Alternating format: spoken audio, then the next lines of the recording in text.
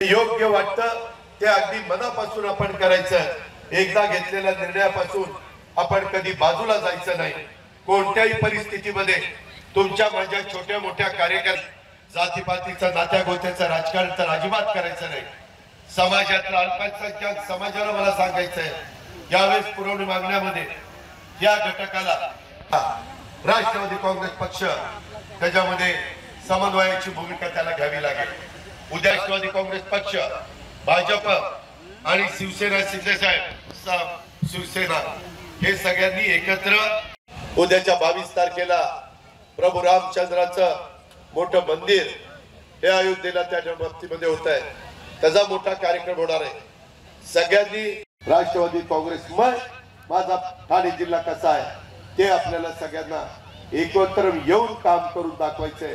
त्याच्यात तुमची माझी एकजूट दिसली, कुठलाही दुस्वास, एकमेकाच्या बद्दल आकस, एकमेकाच्या बद्दल कुठेतरी अंतर